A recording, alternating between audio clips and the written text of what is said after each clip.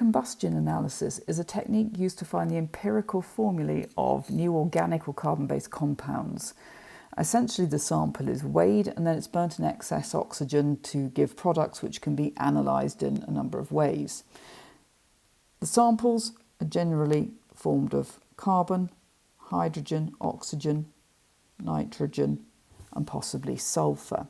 So when we combust, we are forming gases such as carbon dioxide, water, oxygen clearly remains as oxygen, nitrogen stays as nitrogen. It has such a high bond enthalpy that under these conditions it's not going to burn to form an oxide, and sulphur would form sulphur dioxide.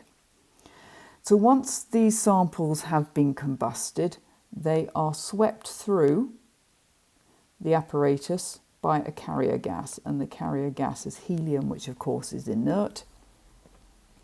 The first gas to be analysed by infrared spectroscopy is water, and then it's removed by a drying agent such as magnesium perchlorate. This leaves carbon dioxide, sulphur dioxide, nitrogen in our sample. Carbon dioxide and sulphur dioxide can now be analysed by infrared spectroscopy. The water's been removed, so it's not going to interfere or mask the signal. And then they are removed from the stream of gases by a substance such as soda lime. Soda lime is essentially impure calcium hydroxide, and of course it can react with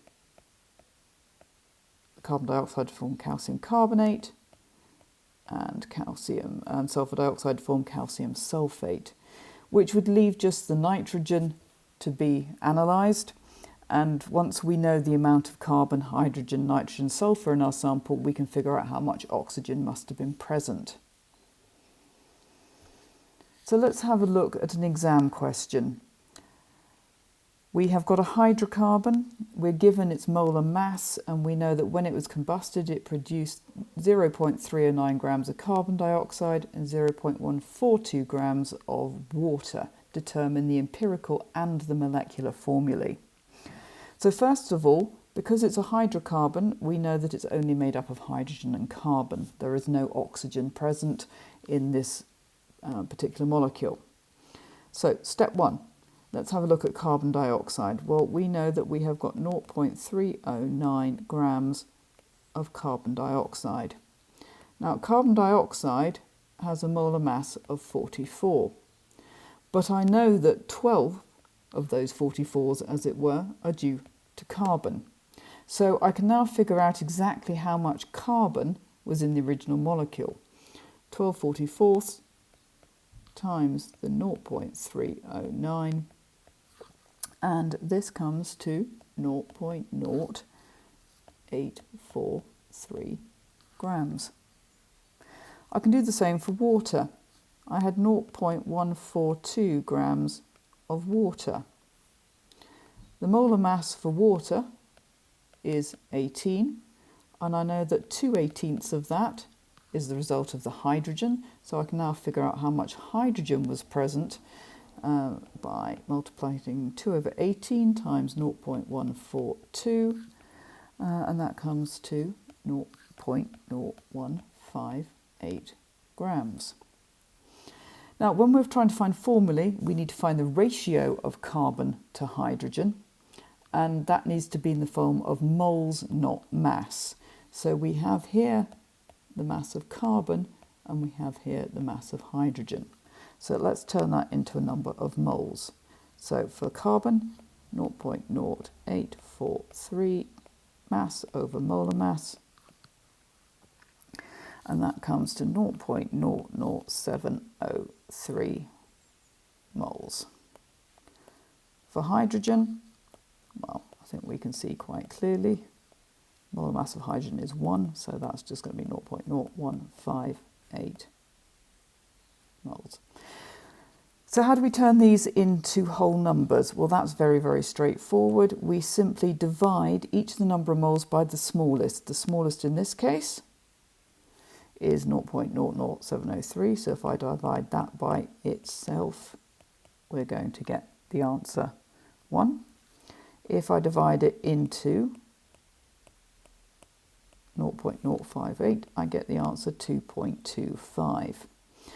Now, this is where we need to be really careful at A level. 2.25 is not close enough to round down. So I need to multiply up until I get whole numbers. So if we have a look at that, that would be carbon to hydrogen at the moment is 1 to 2.25. If I multiply that up to whole numbers, that would be 4 to 9. So the empirical formula is C4H9. How do we then work out the molecular formula? Well, we're given the molar mass. The molar mass is 114. Let's work out the molar mass of our empirical formula, as it were. Well, 4 carbons and 9 hydrogens comes to 57. If I divide, I'm just going to clear a little space here. We've got this already. Just bear with me a second, rather than starting a new page. Okay. If I divide the molar mass of the molecule by that of the empirical formula, the answer comes to 2. That means that I have 2 units, essentially, of the empirical formula in my molecule. C4H9 times 2 comes to C8H18. So C8H18 is the molecular formula.